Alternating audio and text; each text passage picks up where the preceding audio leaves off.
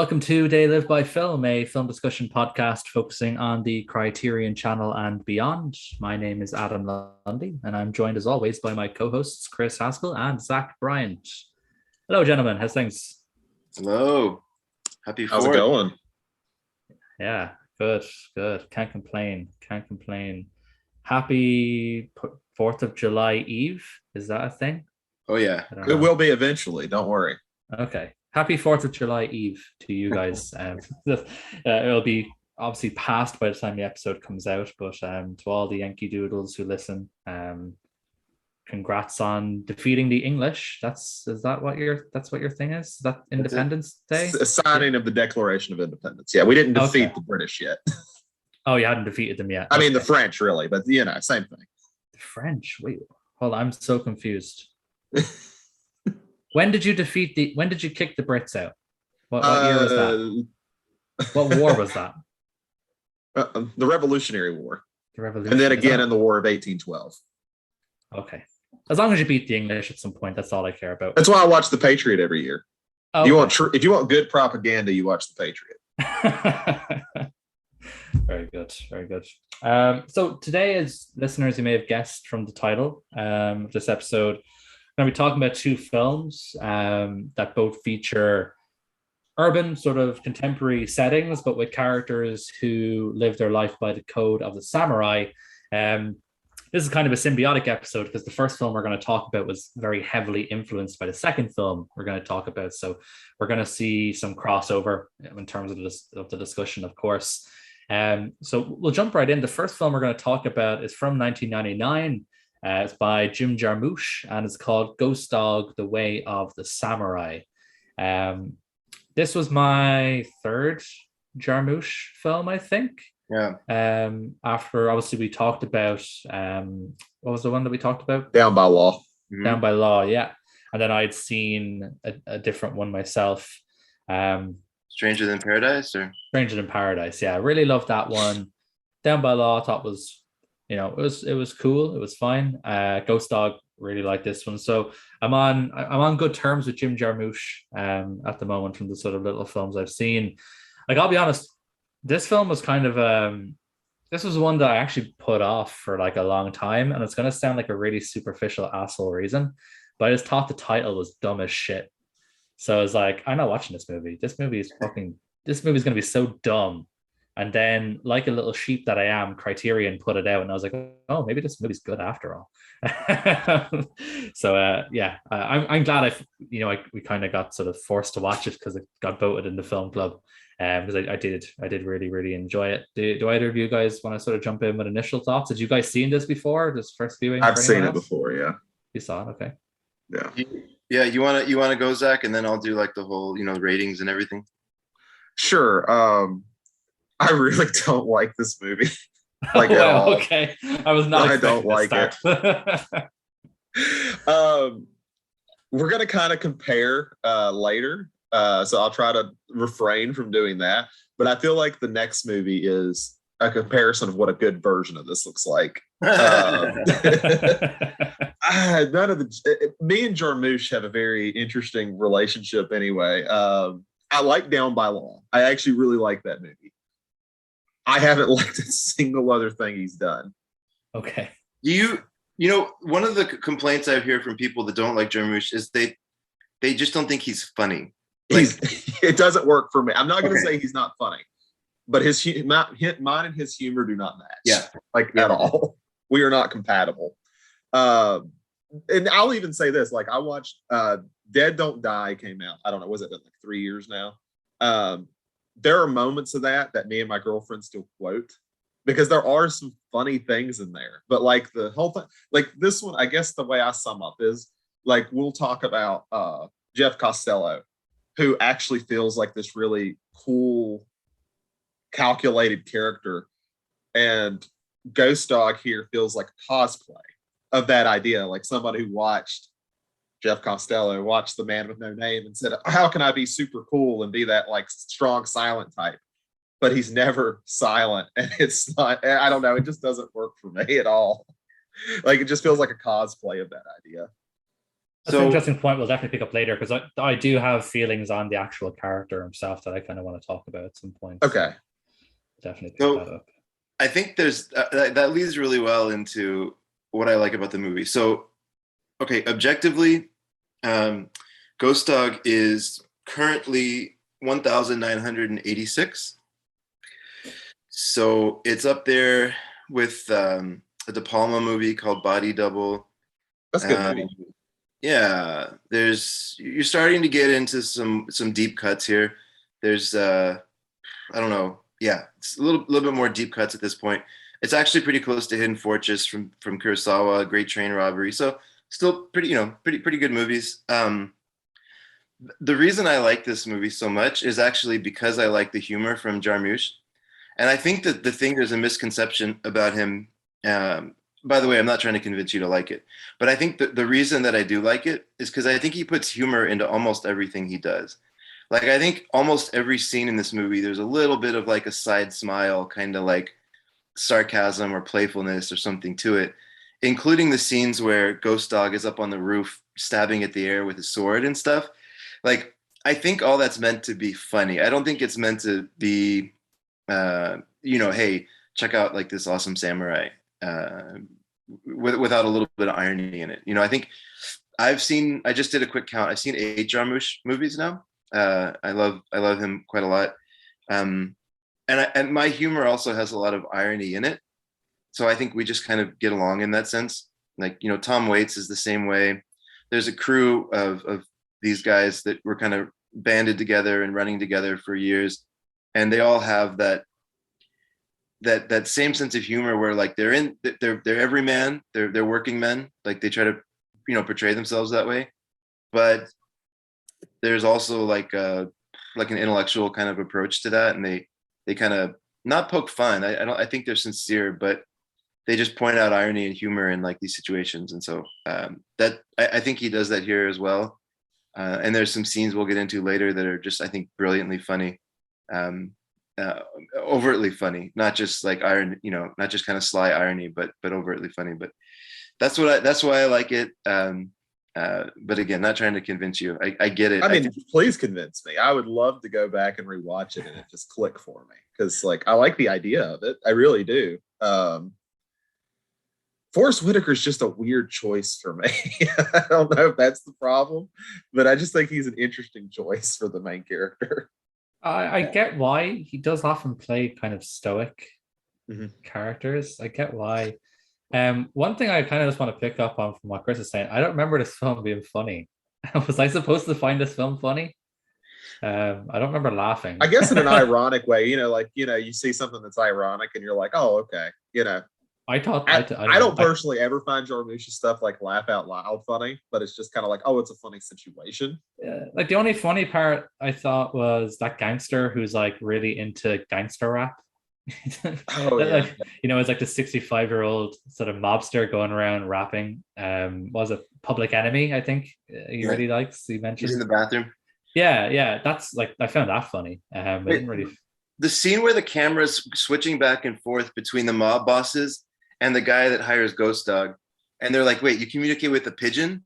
And he's like, "Yeah, pigeon." And they're like, that whole scene. You didn't laugh at that scene. I suppose it was kind of funny. I was like dying in that scene. But it's like that's what I'm saying about Jarmusch, right? Like I think it's like the level where if you're kind of think he's funny, I think his films are elevated to another level, and if not, then Yeah, but like I liked the film. I thought it was cool. That's the way I can sort of best sum it up. I thought it was a cool movie. So when you're talking about, laughing at Forrest Whitaker on the roof with a samurai sword, you were laughing. I was going, that's fucking cool. I wish I was on the roof with a samurai sword, fucking around. That's cool. So maybe, I think maybe it's just sort of people pick things up different ways. Yeah, that's funny. I don't remember laughing at all. One thing I found kind of like ironically funny, like at first, was the fact that he couldn't communicate with that one guy, like because they spoke different languages. But then they kept doing it, and I'm like, okay, this has kind of run its course now. That was kind of my problem. I was like, yeah, I get it. It's kind of funny. The guy speaks French, the ice cream fan. Yeah, again, I didn't really find it funny. I just thought it was interesting. I just thought it was an interesting creative choice. I mean, okay, if Jarmusch was in the room, this is always a dangerous thing to do. I'm not saying that he set out to make a comedy necessarily, right? I guess what I'm saying is I think he set out to make a cool samurai film that kind of feels like Le Samurai in parts, but is like a Jarmusch version of that, where the cool is like up a notch, and there's his type of humor in it. Like I don't think the scenes with the girl were funny, but I was smiling, and that there's this little like clone of Forrest Whitaker basically, right? Who's like into the same stuff, and he finds this connection with this 10 or 11-year-old girl or whatever, I don't know however old she is. And I just thought that was cool, and I kind of was like smiling in that scene, not like laughing hysterically, but I think there's like a I don't know, like a pleasantness to that, or like I was enjoying it. Yeah, I like the choices that he made. Like one thing, the way I kind of came away with this film, like just thinking of it overall, stylistically and everything, was this is like a really good version of a Quentin Tarantino movie in terms of how it works in pop culture references, how it takes things from certain films, but without cranking up to the level that Tarantino does, where he just blatantly steals things. That's how I came across. I was like, if Tarantino was good, this is probably what a Tarantino film would be like. That's how I came away, because like there's lots of reference, not just to Le Samurai, there's like references to like just cinematic violence in general. The whole film is just packed full of references to violence, from pop culture and things like that, which I want to dig into a little bit.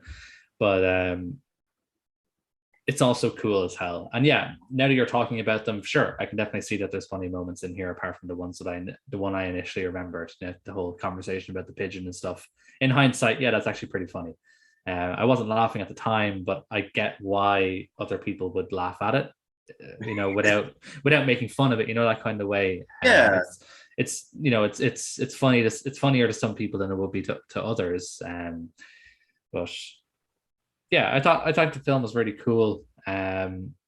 Overall, I thought Forrest Whitaker was good. I liked his character. The only problem I kind of have, and the only kind of question I had sort of out of this, and the samurai is kind of the same, I suppose. Maybe we're not supposed to know, but like why does this, like, I understand why he feels like he owes the mob boss, because obviously we get that backstory that the mob guy that saved his life, when he was getting bet up by some dudes. So that's understandable, that whole idea of, you saved my life, so I'm going to do you favors, I'm going to be your friend, I'm going to look after you, whatever. Obviously that's kind of cranked up with that whole sort of idea of owing a life debt, serving someone who saved your life. That's sort of taken from that kind of ancient Orient or whatever. But I never understood like why he was like so into the samurai aspect of it. Like that was never really like, we just have to assume this guy is like just super into Kurosawa movies or something. Yeah, I guess it's that, and it's like, samurais have this weird honorableness to them. Mm-hmm. Then I think that can be attractive. Like that's what we haven't got to it, but when we talk about samurai, that's kind of what I get from him, is almost like this out of time element. Like things were better when at least men had honor, even if we were doing bad things. So is this like the grown-up version of the weird anime kid that we all went to like high school with? Is this like as an adult, if they actually follow through with the weird shit that they talk about? Like they were actually a good contract killer. Yeah. But they couldn't give up the weeb stuff. Yeah, that sounds right. That's what I'm thinking. Okay. Yeah. That's really funny, actually. Doesn't he give the girl Rashomon? Isn't that the book that he gives her? Yeah, Rashomon, because Rashomon is like a set of short stories, and one of the stories from that set is obviously the one of Rashomon, the film. Yeah. Which is not a very good samurai film. Interestingly enough. In terms of like, if you're looking for a good samurai film, you don't watch Rashomon, because it's not a really good samurai film. No, A+ movie, but D+ for samurai. Yeah, absolutely. 5-star film, 1 star for samurai action. For That's sure. funny. No, here's what I think. Right, again, no idea, because I had the same question. But here's where I went to. What if there's just a simple premise of sitting down and like enjoying these samurai movies and saying, what would it look like if that was in today's setting? Like, is there anything that could be kind of like comparable in today's world, to that? And so you have to take some liberties, because the answer is really no, right? Like, there's no system of honor today that matches what they did in the samurai time, that I can think of, anyways. But maybe in North Korea. But like, what would it look like if this was in a modern New York kind of setting? And I think, even again, like going back to this, and I'm not trying to convince you all of the humor, but I think even in that idea, there's a little bit of humor in it. Like, it might not be funny, but you kind of have to suspend reality a little bit, and you have to, Forrest Whitaker wouldn't be this loyal for this long. Especially once, the same guy who is his boss is trying to come after him, right? In a roundabout way. Yeah. Unless he's a super weeb, which is also possible. I'm kind of liking that theory. Yeah. Forrest Whitaker as a teenager was just like super into anime and shopping at Hot Topic, running around, Naruto running, and all that kind of stuff. I think we've cracked this film. Forrest Whitaker was just like a big dork in high school. And that's probably why he was getting bed up, in his origin story. It's probably why they were beating him up, because like, dude, stop talking about Dragon Ball Z. Nobody cares. Oh gosh.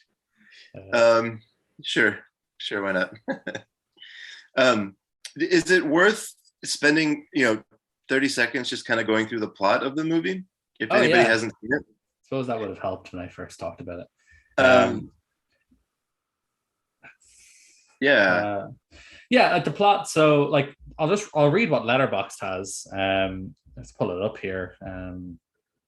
It's not a lot. So, an African-American mafia hitman who models himself after the samurai of old finds himself targeted for death by the mob. It's kind of simplistic. Essentially, one mob, the mob guy that he works for, sends him out to kill a made mobster, because he's going out with his daughter. The rest of the mobsters don't like that, so they say, you got to take out Ghost Dog or we're going to take you out. And that's essentially the crux of the film. So Ghost Dog finds himself sort of torn between the guy he's sort of sworn loyalty to and then all the other mobsters. So he'll just try and kill all the other mobsters so his boss is not to kill him, basically. Zach, you brought up this idea of him being an anachronism, and I think that's really important to so going with the dweeb theory, or what's it called? Weeb theory? A weeb. Yeah. I'm roughly familiar with the term. Going with the weeb theory, I guess. But look, I think he is a man of a different era, right? And different time. At least his character is. And I think the fact that he communicates with pigeons, and that he lives on a rooftop, or maybe there's a little house up there on the roof that he sleeps in. But, essentially he lives this he's in the city, but he's certainly not of the city, right? Like, he's a man of a different time, different era. And he's a very simple man with this one highly specific set of skills that allows him to be a hitman. And that's how he lives, right? And we don't know exactly how, but he has the respect of the neighborhood. I don't know if he takes care of people or if he's just been around there his whole life. But, there's random scenes. It feels important to the movie because there's random scenes where he's just walking by people and they'll just say like, hey, respect Ghost Dog. It's Ghost Dog. Yeah. And so it seems to be important to his character at some level. I never quite figured out why they would spend seconds on that. But there it is. And so he's kind of in the community, but certainly not of the community. He's like in this world, but not of this world. So I think there's something in that I was intrigued by. And so, basically he has no place other than he's a very good killer. He kills with a kind of this efficiency that's important for his job. And he kind of hides in plain sight, right? It's hard to find him because he has no address. He has no phone number. Like, there's no there's no trace of him other than these pigeons, right? And I think if there's no real spoilers for this movie, right? Is it okay if I just kind of like, yeah. Yeah, I don't think so. You know, So in the scene where the bosses kill his pigeons, I think other than obviously upsetting him and upsetting me as well, I think what that scene did was it kind of showed that they're cutting any ties that he has to this world, right? Because his whole existence is sort of through this mafia boss, right? Like that's his whole, like that's his, you know, if we're using samurai terms, like that's his castle, kind of, right? Like that's the you know land that he's protecting. And so with those ties cut, like he doesn't really, I mean, other than that French guy who sells ice cream, he doesn't really have any ties. And so I just thought that was, uh, yeah. Anyways, I think that's him, right? He's a contract killer, but not for anybody, for that one specific guy, and he's betrayed. And we find him at the end, um, sort of, you know, he's going to be maybe a Ronin now, or like he's not going to have a master now. yeah. So I don't know exactly what his life's going to be like, but he's going to probably either find a new castle or maybe he's going to branch out and just be a hired hitman. But yeah, I think that's the summary for in my eyes. It's kind of like important points. I think listening to talking about it, I think an element that I find interesting, even if it doesn't quite work for me, but I can see why it would work for a lot of other people, is these type of characters are almost like mystical in a way, like they're living legends. You know, they're Max Rockatansky from the Mad Max movies. They're the Man with No Name from the Dollars trilogy. They're almost myth in that sense. But you're kind of taking him and grounding him to this living myth that feels so grounded. It's kind of hard to, I don't know. I think that's maybe where I have a hard time gripping in a sense, but it's kind of an interesting way to go about it in that sense as well. Totally. And I think even if you want to just click on that for a second, you mentioned the Dollar trilogy. You know, there is a lot of ties to Italian cinema, right? So even the main bad guy is this guy named Henry Silva. Are y'all familiar with him? No, I know a bunch of the actors were also character actors. Not too familiar with any particular one of them. I didn't recognize any of them anyway. So Henry Silva, his face is very familiar. It's like he's a little bit of an older guy, and he's like got a really like pockmarked kind of face. And he was big into Italian cinema. So if you go back into the 60s, there was a series of these movies. Have you all ever seen a De Leo movie, Fernando De Leo? I have not. Oh, Zach, you would love them, by the way. It's these, imagine like a Poliziotteschi film, like these kind of police, you know, mafia type movies from the 60s. But just with like badass, like banging soundtracks and like a lot of violence. I think you'd really like De Leo movies. But so Henry Silva was an actor in a few of them. And that's, you know, kind of, he was in the original Ocean's 11 briefly. But then he was in the Manchurian Candidate, but then he moved to Italy for a while, or at least was in some movies there. And I think his most famous roles are sort of in those types of films. At least for me. I mean, you know, he was in The Italian Connection as well. I don't know if y'all ever saw that. That's the one that I'm kind of thinking of. But anyways, he's just got this, he's got a great face for B cinema, for like genre cinema. And his acting is always like a little bit, you know, kind of hammy. And so I think, you know, what's his name? Jarmusch bringing him into this movie was a nod to sort of that, his career and maybe some Italian genres, cinema. And then a lot of the other folks he used were just more like character actors from crime movies. They just had great like mafia, you know, type faces. But I don't know. I love the fact that he, like the mob, there was humor for me, even in the idea that Forrest Whitaker was serving these particular guys, because they were a bunch of goofballs, right? Like they probably weren't even worthy of his time and respect for how good he was as a killer. So yeah, anyways. It's kind of like you bringing that up is kind of going on to Adam's point about the whole Tarantino thing. Like, you know, Tarantino bringing in like Pam Grier for a black exploitation film. Yeah. Things like that. On that, like I'd alluded to this earlier. In this film, there's a lot of aspects of the story and visually and stylistically and stuff that pays homage to a bunch of different pop culture, and it's all centered mainly on violence and violent sort of cinema and stuff, violent films, violent scenes. So like obviously we have the samurai that it's just so much stuff is based on the samurai in terms of like just the general sort of characterization of Ghost Dog, the fact that he sort of follows a samurai code in a modern world. He even has that little like electronic key that helps him in and out of stuff, as Yeah. opposed to Jeff Costello's ring of lots and lots of keys for citrons. Uh-huh. So they have that similarity. I think there's also similarity to Branded to Kill as well from Suzuki. Oh yeah. There's a lot of that as well. Obviously, with Ghost Dog, it's centered around the mafia genre, the gangster genre, and for me anyway, apart from horror films, I think mafia and gangster films are probably the sort of most cruel and most violent films genre Oh, out there. Like even like I rewatched Goodfellas a couple of weeks ago because Neve had never seen it, and I was like, Jesus, some of the way they kill these guys are just horrible. Um, so obviously you have that aspect. You have throughout the film we see cartoons, different characters watching cartoons, and it's always violent cartoons. Even at the very end, the mafia guy's daughter is watching Itchy and Scratchy. You can't get more violent than Itchy and Scratchy. uh-huh. That's literally the whole point of them, is to sort of ramp up the violence. Yeah, yeah, yeah. You talked about the pigeons earlier. The pigeons. This is just me spitballing here. I have no sources to this, but for me, like the pigeons could be, a reference to two things.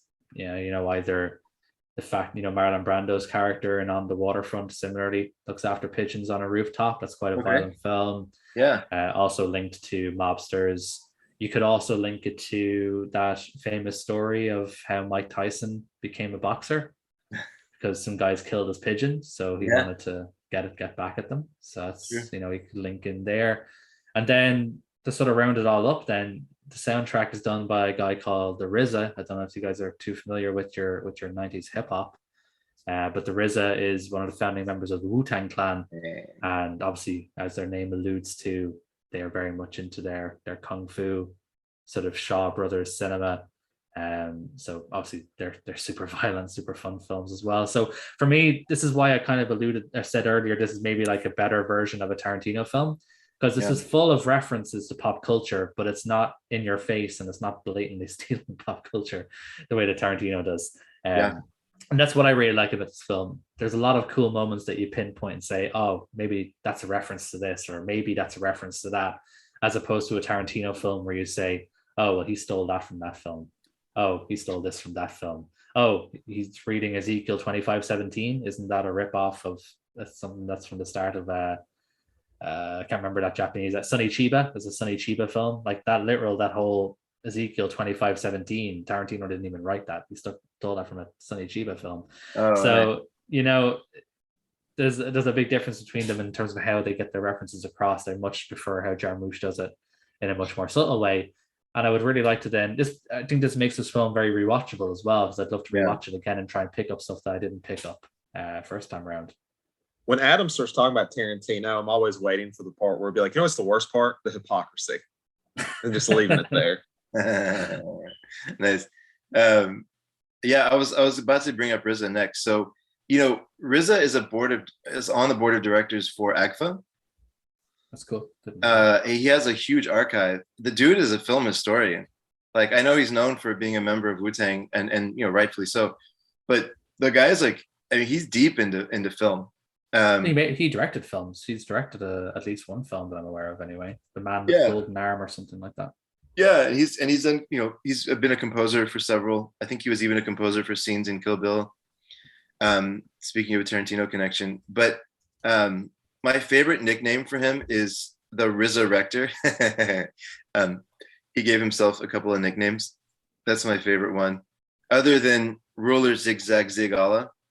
I'm sure that's a reference to something that I just don't pick up on, but I think RZA is one of my favorite sort of behind the scenes kind of advocates for genre film. I mean, he's super active in it. So I like his involvement here. He even had a small role in this movie.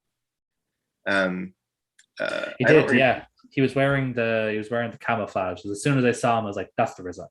Yeah, exactly. He's a taller dude, sort of lanky, and he was wearing like all camouflage, if I remember correctly. Yeah.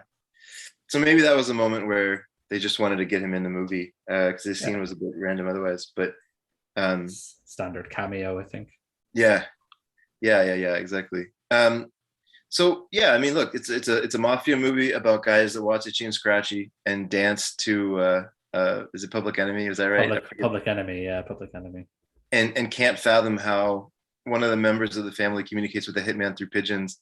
I mean, right. I don't know. It's funny, but not to everybody. It's a good summation of my kind of humor. If you ever want to know the things that goes on inside my head. Like as someone who had no interest in watching this film for many years, and really enjoyed it. Like if you're listening and you're maybe on the fence about watching it, I think there probably is something for everyone in it. Even though Zach say didn't really like it, I'm sure he can pick one thing that he did like. Oh yeah, there's funny moments in it for sure. Yeah, it's kind of like, I guess, like when you recommend a John Waters film, you're always like, I can understand if you hate this. Yeah. One thing I've learned is to now not assume what film Zach is going to like or not like. Because I do you think I was going to like this one? I thought this was like Stonewall. Zach's going to really like this movie. So it's kind of like the same reaction to you had. I remember spoilers for a future episode. We'll be talking about Persona at some point. And when you reacted to Chris's review of Persona and you said something similar, that you just I really thought Chris was going to like Persona, but we'll get into that another episode. That'll be in a few weeks, listeners. Get ready for Persona. Hot takes number 2. Yeah. Look, I think it's a good. I don't know if there's too much more to say about Ghost Dog, right? I mean, I think I'm so happy that we have 3 different views on it. It probably is a pretty good summary of, you're either gonna laugh a few times and think it's a dumb movie, or think it's cool, or pretty much have a big dumb smile on your face the whole time and laugh like I did. I think those are a pretty good summary of the reactions to this movie, right? Yeah, for sure. The only thing I'll say is, what's y'all's favorite Jarmusch movie? Or Zach, I don't know how many you've seen, but I think you've seen a few, right? Yeah, I've seen Down by Law. I've seen Ghost Dog. I've seen The Dead Don't Die. Mm-hmm. I've seen Patterson, and I've seen Only Lovers Left Alive. And what's funny is he's like the definition of hit or miss for me. I like Down by Law and Only Lovers Left Alive. I think The Dead Don't Die is watchable, and I don't like Ghost Dog or the other one I said now I can't even remember. But I don't know. Probably my favorite's Down by Law from what I've seen. Down by Law. Yeah. I've only seen 3, so Stranger in Paradise, first one I saw, and I really like that one. It's very French New Wavy. Neither one of y'all have seen Dead Man? No, it's on my list. Shit, yes, I've seen Dead Men. I like Dead Men. So that one would probably be my favorite. Okay, I was surprised. Yeah, I was like, Zach, I feel like you'd like Dead Man, but I own it. Actually, own it. Okay. Yeah, I think that's an easy one to really love. I think I'm one of the few people that loves Night on Earth. I think it's just a cool random idea. And then Mystery Train is really good as well. But I don't know. I haven't seen anything after Broken Flowers, so anything after 2005, I'm a bit behind. I need to catch up. But Night on Earth is basically, it just follows 5 different cab drivers going around in 5 different cities, and it's just crazy stories that they get inside their cab. It's interesting, like easy watch, entertaining. But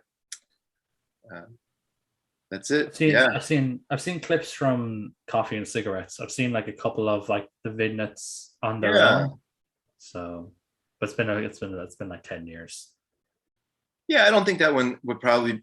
Well, I mean, I guess everything is always somebody's favorite. I don't know if that one would probably be anybody's favorite, but I think it's a fun watch. It's just basically, if you want to see like cool people sitting around drinking coffee and making jokes, and like it's a simple premise, but I liked it as well. And now, briefly, we always do this collection corner segment. speaking of samurais, right now Barnes and Noble is slashing the prices of Criterion and Arrow films. And I wasn't planning on going in early. I like to try to go in a little bit after the Mad Rush. But kind of on a road trip, we needed a break. So we popped into a Barnes and Noble yesterday and got some books for the little one. And then I wound up taking home Tarkovsky's Mir. It's a really And nice set. It's really nice it packaging. looks beautiful. Yeah.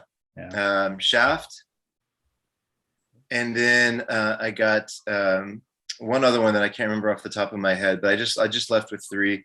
It was an Arrow film. Oh, it'll come to me here in a second. But I wound up getting three movies, and I might try to say that that's it. You know, the funny thing is, I remember for years I was just thinking about how good of a deal the Barnes and Noble sale was, and I mean compared to regular prices, you know, it's pretty good. But I don't go as crazy for it as I used to because on any given day, a Criterion movie is going to be $24 on Amazon or 20, you know, on some of these sites, 24, $25. So it dropping down to $20 all of a sudden is not like worth, you know, I think losing my mind over. So one of the frustrating things is me and my girlfriend will split the Barnes and Noble thing, the yearly cost, and I'll do it one year, she does it one. And the frustrating thing is they used to take an additional 10% off. Oh yeah. And now they don't do that. And I'm like, it used to be $18 to get a Criterion thing.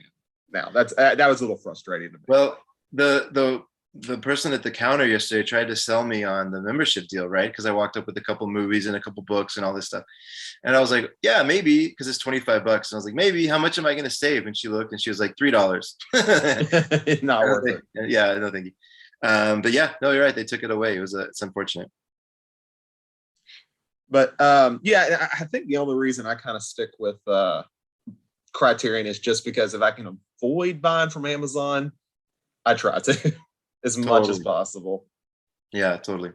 Yeah, I was pissed off when I went to Barnes and Noble's website and I was like, let me just see what happens. And like, let me go as far as choosing a country. And I was like, holy shit, a big, huge list. Because I remember during COVID the last couple of years, they were only shipping within the US. They weren't shipping outside the US at all. And I brought up a whole big list of countries and I was like, oh, this is amazing. I'm going to buy some stuff. And I was scrolling, looking for Ireland and it wasn't there. And then I went and looked at it. Like they will literally ship anywhere that's not the European Union. They will ship to freaking Fiji, but they won't ship to Ireland. There must be some kind of trade block off or something. I couldn't understand what the reason would be. But like the fact that they would ship to the middle of the Pacific Ocean or to like, you know, mainland Africa. No respect if we have any African listeners. But like if you live in Djibouti and Barnes & Noble will ship to you and not ship to me in Ireland, or even like the UK or France or, you know, any of the major European countries, it was just very bizarre. And I got very annoyed and I closed the website after filling my basket. So here's my question for you, Adam. Do you guys have oil? No, you don't get anything. Sure. Yeah, or you could just you could find a hotel in Fiji to ship it to, and then plan a trip there to go pick it up. Excuse to go to Fiji. Like, yeah, go ahead and tell your fiance we're not having the wedding. We're going to take a trip to Fiji. Exactly. I'm sure she won't mind that. That'll be okay. I think that will go down fine. What I should realistically do is just ship all my shit to you guys and then pay for you to ship it to me. But I don't think with the cost of shipping it to me, it probably won't even work out as a discount. So Adam, I have something I need to send you anyway that I've been putting off, and Chris too. So if you actually do that, let me know, and I need to send you stuff anyway. Oh, okay. Fair enough. Yeah, because it'll make me actually do it because it's just been sitting on my desk for like 3 months now. Is it a surprise or can we ask? It's a surprise. Okay. Yeah. Well, maybe but it'll make me do it. So if you decide to do that, let me know. When does the sale end? Because I don't get paid again until the end of the month. Barnes is all month usually. Okay. Maybe at the end of the month, actually, I might get like a couple of things shipped. And then if you get a estimate on the shipping cost to Ireland, then I can just like send you the money in PayPal or something to ship it over to me. Yeah, cool. Yeah. That sounds like a good deal to me. Perfect. We'll roll with that. I'll do I only have a couple of bits I picked up to a couple of Region B exclusives because I can. I bought a few Eureka pieces. One is a new release and then two are some previous releases from like a couple of years ago. that I thought were out of print, but like they seem to be like back in print now, which is really cool. So the two older releases are one film's one I've mentioned on the podcast before, and I've recommended it to you in particular, Zach, which is Andre de Tot's Day of the Outlaw. Yes. Really great film. I'm not going to talk too deep on it because I talked about it on the podcast before. Really cool winter western. Really great looking film. Really interesting film. Highly recommend it. The second film, and I watched this, me and Neve watched it the other day. It was her first silent film. She wanted to watch it because she's like really interested in old Hollywood. You know, like this, like the different starlets and the gossip and all that kind of stuff. She's really into that stuff. So when I was showing her the stuff that I bought, she picked out this film. She was like, "Oh, Clara Bow. She's really interesting." So the film is Wings, which some of you may know was the first film to win Best Picture in the Oscars. It was the very first Best Picture winner. So we sat down to watch. She was like, "Can we watch this?" When it came in, and I was like, "I'm just going to pre-warn you. This is a 2.5-hour silent film." And she was like, "Yeah, that's fine." And I was like, "Okay." And she loved it. And honestly, I loved it as well. I wasn't expecting to love this film as much as I did. It's super entertaining. It's not slow at all. Like you'd honestly forget it's a silent film. There's just so much happening. It's basically like a World War One film. As you can guess by the title, it's about pilots in World War One, and like it's just so astonishing how well made it is because they literally, it's like Top Gun. They had cameras up in the planes. They were really flying these planes and doing all these tricks and everything like that. There's, you know, it's no Hollywood trickery here. It's legitimately pilots in planes flying around, sort of putting on dogfights and stuff like that. It was like just as good as it is in like the first Top Gun movie, and this film came out in like 1927. Really impressive film, super entertaining.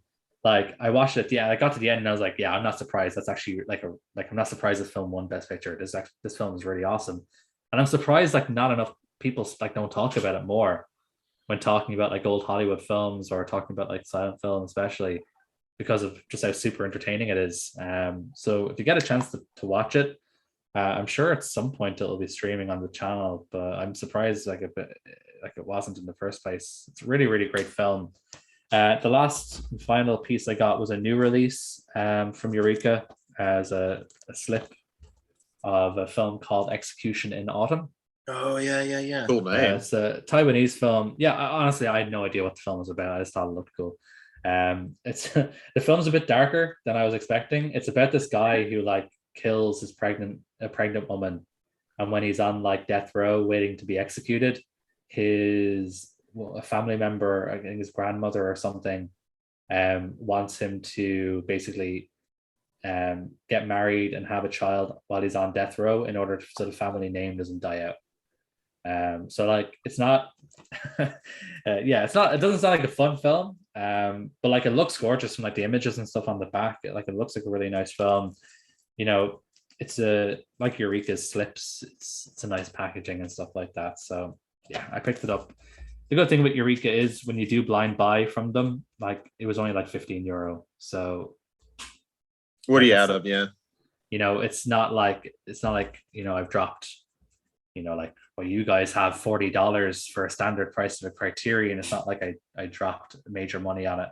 That's what I do like about Eureka. They are very economic. They are in terms of their pricing and stuff. They do. I think they're very reasonably priced for what you get for your money.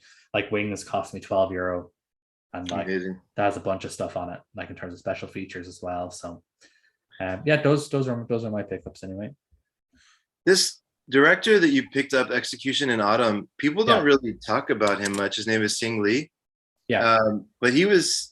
You know, I'm curious for like the Edward Yang. You know, is sort of like this next generation of Taiwanese filmmakers that is getting a lot of attention. I know there's a few more, but it almost feels like he's one of these classic, you know, Taiwanese directors that maybe doesn't have a lot of international acclaim. Yeah, maybe it's because he came before. So like this film here, Execution in Autumn, is 1972. Like Edward Yang and Hao Xiaoxian, they all sort of came to prominence in the 80s and the 90s. So he was like I think he's considered like the grandfather of Taiwanese cinema.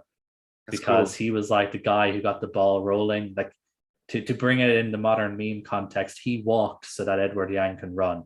That kind of way. So yeah, I'm interested to see, because I'd honestly never even heard of him. But the film has really good reviews, and it looks super interesting, and it's not even that long. It's like 99 minutes, so I'm sure I'll watch it some evening sometime soon. I'm looking forward to it, as I've been wanting to get more into Taiwanese cinema. I've watched a couple of Edward Yang's. I own some Hao Xiaoxian, but I haven't actually sat down to watch any yet. I did watch a Tsai Ming Lang film. Which one was it? Yeah, you saw that recently. Goodbye Dragon Inn. Yeah, that's a good example of slow cinema. It's a good film though. It's really engrossing, even though like nothing happens. It's still a really engrossing film. I'd recommend that one if you haven't seen it. What do you got, Zach? I know you're taking a break from picking stuff up, so I don't know if you have anything. Yeah, I did an extra job recently. Basically, it's like a part-time. It's like the company I work for. We can do like GPS hookups and stuff. And I had one, funny enough, on my way to Philadelphia. So that worked out great. But I made a pretty decent amount of money from that. So I was like, okay, I'm going to buy like one thing. And I went for, I think I mentioned it last time. I thought about getting it. But it's the time-bending mysteries of some Iranian director I can't pronounce. It's Chakra Mori, right? I think something like that. Yes, that guy. That's it. Yeah, that's the yeah. So hopefully I'll be getting that here soon. I was going to get it on the 30th because I was like, well, it's partner month. I don't want it to go up after partner month, so I was like, I'll go ahead and order it then. For some reason, Vinegar Syndrome shuts their whole website down on the 30th. Yeah. Didn't realize that, so I was like, great. I had to wait till the next day, but it all worked out. But I'm excited to get that. His stuff sounds interesting. Like I'm into 70s style slasher movies and sci-fi vampire movies. So I was like, that sounds good. And that guy who made that 24 frames, what was his name? Abbas Kiarostami. Yeah, he put that director's name at the end of that film. So he must really like him. Yeah. Can we just take like 20 seconds and talk about how amazing Deaf Crocodile is? Yeah, they've been doing like some killer work. Like The Unknown Man of Shangdor was kind of this like French, I forget, German, I think, production, right? Delta Space Mission, they went to Hungary. Ilya Muromets, they went to Russia. Then they went to Iran for Shahram, Shahram Makri. I had the K's and the H's backwards. And then the new release is just like this Finnish kind of tale. What's it called? Like a cultural sort of, story. And so they're like truly producing obscure world cinema. Like I love these guys. Like I'm just so I was really intrigued by Dennis and Craig when we had them on. Come back to the podcast. Yeah, exactly. Listen to that if you haven't. But the depth of knowledge they have across like all countries is just so impressive. Like of all the labels, I think they very quickly jumped up to the one I'm most anticipating every month, just to see, just from a purely discovery perspective. I plan on getting caught up with them. I was a little frustrated when I got on Vinegar Syndrome and realized they had another release. I was so close. Yeah. Yeah, they're exciting. I really like what they're doing. They seem to be coming up with some cool stuff. And totally. I'm into it. I want to see when they're Assault on Precinct 13. I guess Shouts can do that, would be my guess. But I'd like to see their restoration finally release. It's supposed to come out this year, they said, right? I think so, but I mean, with pandemic and stuff, and I don't know. I only assume Shout's doing the release because I don't think they're doing it. No, they're not doing it. They confirmed that, but they haven't. Yeah, I don't think they've announced who it's. I don't know. I could be wrong, but Shout's done Carpenter stuff in the U.S. so far. So. Exactly. All right, and welcome back. Now we're going to be talking about a good version of Ghost Dog called The Samurai from 1967 by Jean-Pierre Melville. After professional hitman Jeff Costello is seen by witnesses in efforts to provide himself an alibi, drive himself further into a corner. I don't personally like any of the descriptions I found, but that was the best one. So, Adam, you recommended this movie, so what do you got to say about it? So I alluded to this when we sort of announced this in the last episode that I'm a Melville fan. I think he makes really just cool, um, cool films. They're usually centered on crime, but he's not sort of pigeonholed into that. He's a lot like Scorsese in a way in that regard. Like he makes great crime films, but he's definitely a man just of cinema. This is my second time seeing The Samurai. Loved it the first time. Loved it this time. It's just Alain Delon is just like the epitome of like icy, cool, under pressure, steely eyed. If you were trying to get out of, if you're trying to get out of a situation, if you were like stuck in the shit and you needed to get out of that situation, he's the man you would call to get you out of that situation. Like he's like the less chatty Winston Wolfe, to bring it back to another Tarantino reference. I love this film. I think it's great. I really like Melville as a director. I've seen a good few of his films, and I've liked every single one. I've never seen a bad film that he's put out. Super stylish. I like the soundtrack. Kind of has almost like a Giallo soundtrack in a way. I thought that too. It's sort of like I had to look up who did it afterwards. I'm like, this is hardly going to be Morricone or something. It does kind of have like a Morricone vibe to it. It ended up being just some French guy who didn't do anything else sort of major. But yeah, it's a really cool soundtrack. Alain Delon's amazing. I think the plot is really good. It is obviously different to Ghost Dog in that respect. It's not really about mob people coming after him. It is a straight sort of cat and mouse between him and the police. That's to sum it up. Really, this film is awesome. It's just an epitome of cool. Is the best way to put it. So the world agrees with you. It's ranked as the 206th best film of all time. 206. Whoa, that's super high. Yeah, it's really, really high. It's impressive. So I'd say that must be his highest ranked film, is it? Oh, good question. Let me. The only one I can think. Higher, right? Breathless. Which one? Was that Melville? That's Godard. No, that's. Oh, that's why I was mixed up. Gotcha. See, this is my first Melville. The only one I can think that maybe might be closer is Army of Shadows. Great job, actually. So it is Army of Shadows is lower, but that's the next one on the list. Yeah. Okay. Where's the Cercle Rouge? Because I would think that would be. That'd have to be third. I would have maybe fighting out with Bob Le Flambeur. Yeah, Bob. I was gonna guess Bob Le Flambeur, but let me see. Army of Shadows followed by Red Circle, Cercle Rouge. Oh, Second Breath I haven't seen yet, and then Bob Le Flambeur. Haven't seen Second Breath either. So I see where I got mixed up now. By the way, he plays in Breathless. He's an actor in it. Is he? Yeah. He plays Pavelsko, the writer. Okay, fair enough. I've never seen the movie, but I've seen Breathless like 3 or 4 times. I have no idea who the fuck you're talking about. Yeah, he's an actor. Fair enough. Must be a cameo or something. Yeah, exactly. Just a quick question about Ghost Dog, because it ties into my point for this. Obviously, it's a movie about the mob, but are there police in it? There are police in it, right? I don't recall seeing police in Ghost Dog. Okay, I can't remember if there. Well, because what I was going to say, and this might not be true if there's no police in it, but what I was going to say is that Ghost Dog is kind of like a mere reverse image of The Samurai. Then if it's predominantly about police, but then it has mob or crime family in it, because there is a connection to kind of a crime family in The Samurai. Right? Yeah, it is. Yeah, for sure. It's very much a footnote, but yeah. Yeah. He doesn't like Ghost Dog. He's not working alone. He's working on behalf of someone. Right. Jeff Costello. He didn't just walk into some nightclub and say, "Fuck this owner, I'm going to kill him." Right. He is a hitman, so there's definitely an aspect of it. But they're not the main antagonists like they are in Ghost Dog. Yeah, exactly.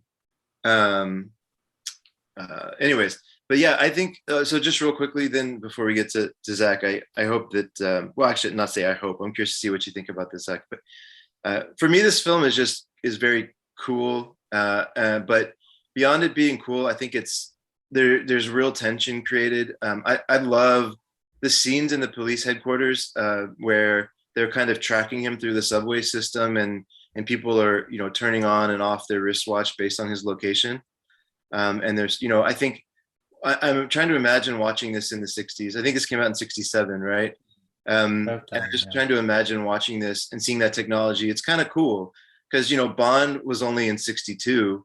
So this idea of putting a little bit more advanced technology into crime and sort of action movies, I think it was starting, but I don't think it was. I still think there was a lot of mystique and kind of an aura around that, would be my guess. And I think it was a very clever way of showing how you could track this almost like a ghost dog through the system as he navigates the subway system. And so I think that part really jumped out to me as being cool. But just the interactions he has with the women in the movie, I think are amazing. Both they're layered and textured. I think Melville brings, like you mentioned him being kind of an art house director that makes crime films. I think that's a fantastic summary of why I like Melville so much. He just creates beautiful tension in the silences. And I think he gets his characters to do a lot with their facial expressions. And they're very kind of nuanced in the way they engage with each other. And so, yeah, brilliant movie. I love it. And I'll definitely be watching it again. For me, this was actually my first Melville film. He's kind of, for me, kind of like that Truffaut or Bergman, or that idea that you kind of see their name, you're like, that looks intimidating, and I think I'm going to pass. And it was actually a lot more fun than I thought it was going to be. It was actually a lot of fun. I enjoyed it a lot. I've read that Scorsese is highly influenced by Melville, and I can see that. But what I do find interesting about that is I think Scorsese has more energy. But that's not necessarily a knock towards Melville. Just like comparing them, I was like, this is a very methodical feeling film. Everything kind of takes its time, and it's not exactly, Adam mentioned Goodfellas just a few minutes ago, and I was like, yeah, that's kind of a high energy type film. But the comparisons are definitely there. One thing I really liked, of course, was Costello. The entire time he's on, all I could think of that Foreigner song, "Cold as Ice." It's just. I think you guys have both said it now, but I mean, it's kind of the best summation of it. It's just a very cool movie. Like, it's so cool. Yeah, and like the probably my favorite like line in the whole movie is when the guy asks him, he's like, "What, you don't speak when I have a gun? Or are you not going to speak?" He's like, "I don't make a habit of speaking to people who have a gun to my head." He's like, "What is that, a code?" He's like, "No, a habit." And I just like, that's awesome. Yeah. He's obviously Alain Delon. It's an iconic performance. It's one of those performances that is instantly recognizable, and it's been redone and rehashed hundreds of times. Anytime you see a sort of slick, silent, cool criminal, they're pretty much playing Alain Delon in The Samurai. Ghost Dog had elements of it. Zach, you had mentioned just in the interim between segments, the driver, Ryan Gosling's character from Drive, the exact same kind of persona, this sort of cool, silent, very quick thinking, able to sort of improvise, at the sort of drop of a hat. It's just the epitome of icy coolness under pressure, especially. Yeah. Speaking of cool, can we talk a little bit about Natalie Delon, his wife, who plays his mistress in the movie? Yeah, she's kind of amazing. So I'm just on her wiki page. So this is not information that I have, just in my head. But so this was her first movie. I mean, I think she was good in it. Whatever. She was serviceable. She played the role well. But at the time, she was considered the most beautiful woman in the world, and she had multiple partners in her life. So I just want to quickly go through this. I just think that sometimes life is as interesting as art, right? So she married a diplomat, and moved to Morocco for a while. Got divorced in Morocco, came back and married Alain Delon. they ended their relationship, and then a few years later, she got married to Louis Malle, or at least was, I guess, partners with Louis Malle for a year, and then the following year was with Franco Nero. Oh wow, So That's awesome. yeah, that's very cool. yeah, like what a life. I would date or slash marry any of those guys. Like she picked like the coolest people in the world. I would say she liked that cold, you know, Django is also like that cold as ice character too. Yeah, totally. Totally. And So then yeah, you have the opposite in what's the American title of it? Lift to the Scaffold. What's the American? Elevator to the Gallows. Oh yeah. The complete opposite of Jeff Costello is in that film. So Yeah. that's true. But anyways, yeah, she was good in the movie. But the real star from a female perspective for me was the other woman from the bar, the piano player. The piano player. Yeah, she was very good. What's her name? I can't find it quickly. Kathy Roser, Katie Roser, was her name, and she's a French woman. Just super interesting. Like I love their relationship, because this is one thing I think that certain directors can do well, where you could tell there was something between them, even though she had a job to do, and you know, the fact that it never played out or never turned into anything is probably worth discussing. But throughout the movie, there's that whole tension that's created with silence, just around how she's going to respond to him, you know, her reactions when he comes in. He meets her in very pivotal moments throughout the movie, and she's equally as cool as him. I mean, the character, but also the actress, like she matches him, I think, scene for scene. So I was just very impressed with her. Yeah, she has that sort of that gravitas to her as well. You know, I don't know much about the actress. Like maybe she was I just looked at her credits there. She only had a few films. Maybe she was primarily an actual singer, and I don't know too much about her. But she just has that face that you just get drawn to. Yeah. You know, in the same way that Delon, you know, maybe it's the eyes. I can't really put a pin on it, but yeah, they just have that look that sort of really, really draws you in. Which is interesting, which kind of brings me to one of my favorite parts of the story. So did we talk about the plot? I don't remember if we did or not. Not yet. Okay, maybe we should actually just talk about what the film's about. So we've alluded to it. So Jeff Costello, which is Alain Delon's character, he lives by the code of the samurai. I'm not reading this off. I'm just going to give a really brief sort of overview of it. So he's hired as a hitman to kill the owner of a very popular sort of music bar. He does that, literally just walks in, kills him, walks out. Very cool, but doesn't get away per se, because he's brought in with a bunch of other people to be brought in front of the witnesses. And what I thought was really interesting is, for a man with such a devastatingly, you know, sort of handsome, memorable face, that like half the witnesses are like, no, that wasn't him. You know, you know, the reason I'm bringing this up now is because I've obviously mentioned that he has a face that really pulls you in and sort of makes you take notice. So I just found it really humorous that like most of the witnesses couldn't remember if that was him or not, or like they weren't sure if he was the guy who sort of walked in at the time when the killing happened. And that poor guy who was certain, he was like, it's him. And they were just like, yeah, okay. Everyone, well, to be fair, the police did think it was him as well. That's why they were following him for the rest of the film. But yeah, everyone else kind of threw him under the bus a bit. They're like, no, get a mustache. What? No, different. Why'd you shave your mustache? Wearing a different color hat. No, you know. But I love that sort of first like 30 minutes of the film. I love that so much. The whole police procedural aspect, with the detective walking between all the different rooms, talking to different people, especially when he drags in his mistress and her husband or boyfriend, whoever it is, when he drags them in and he's sort of going one room to Jeff, to her, to the husband, and back and forth and stuff. Yeah.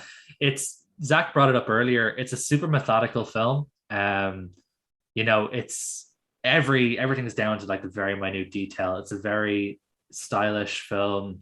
It's very methodical. It's surgical almost in terms of how everything is sort of planned to the detail. in terms of how it's shot and also the story beats and the different aspects of it, it's just, I don't remember how long it is. I think it's about just under 2 hours or something like that. Yeah. But there's not a single wasted frame. It's a very economical filmmaking in a respect where they don't waste time with anything. Every scene has a purpose. Every moment has a purpose. And yeah, Melville, honestly, maybe it's weird to call him underrated considering he has a film in the top 250 of all time, according to They Shoot Pictures. But I feel like people don't talk about him enough. Maybe it's just me. Maybe it's because, he was making film. A lot of his sort of best films were being made in the 60s and the 70s, where everyone tends to gravitate towards the French New Wave. So people like him and Georges Henry Clouzot, they kind of almost get sort of brushed aside because they were making much sort of less radical films, but really great films in a more of a classical sense. Yeah. Like Leah, we're talking about Clouzot, we have like Wages of Fear and La Diabolique, two sort of cornerstones of cinema. You have Melville films like Le Samurai, The Circle Rouge, Army of Shadows, which is phenomenal. And obviously just before the French New Wave started, you have Bob Le Flambeur. I feel like not enough people talk about Melville and give him the respect that he deserves as a technical filmmaker. I do think he's phenomenal. And if you're listening and you haven't seen this film or any of his other films, just jump in. Be like Zach, who hates French New Wave, and was probably afraid this is going to be another one of those films. A little bit. Yeah, so it's definitely not. It's just like the Scorsese comparison, I think, is apt. He's kind of like the French Scorsese. I agree with Zach that Scorsese films are maybe have a bit more oomph to them, or a bit more energetic. I think Melville films are a bit more surgical. But I think that's kind of a really good way to describe him. He's like the French Scorsese. There was after I watched it, I was doing a little reading about like the Scorsese comparisons to this, and this was a huge inspiration for Scorsese, specifically in Taxi Driver. And I thought about that for a little bit. I was like, well, sort of, but I think what it really comes down to, which I think is kind of an interesting mix of both these films we're talking about, is Travis Bickle also has like this quality about himself of what he believes. Like in his mind, he's this Western hero. Like that's the whole idea, but he's honestly just a psychopath who wants to, cause destruction.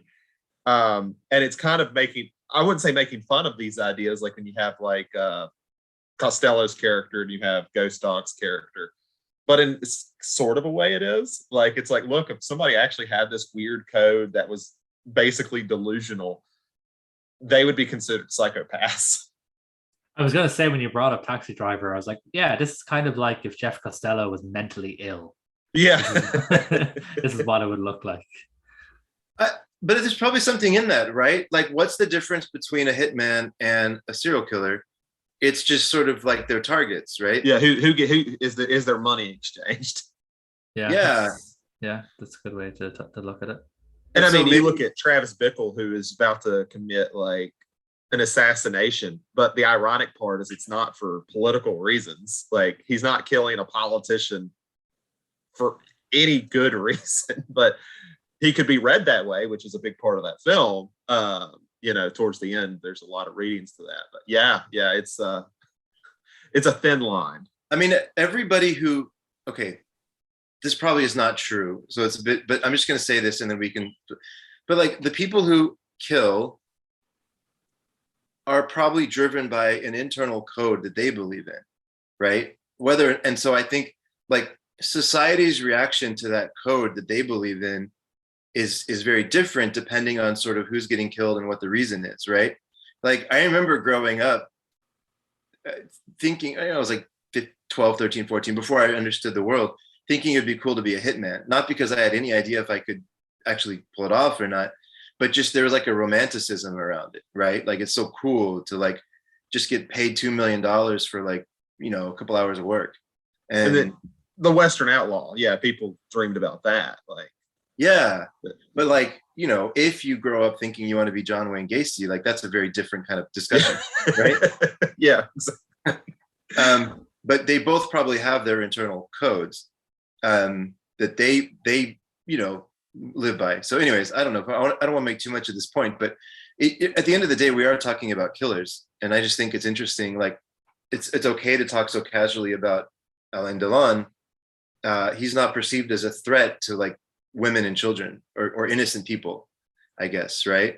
And this is one thing I like so much about the premise of the show Dexter. I'm kind of mixed on the show, but I love the premise because, you know, like what if you have nature versus nurture discussion, right? Like what if you have these tendencies towards becoming a serial killer or not having any issue killing, but you have a strong parental figure or a strong caretaking figure that helps you kind of guide that and shape that in a way that's allows you to work in society.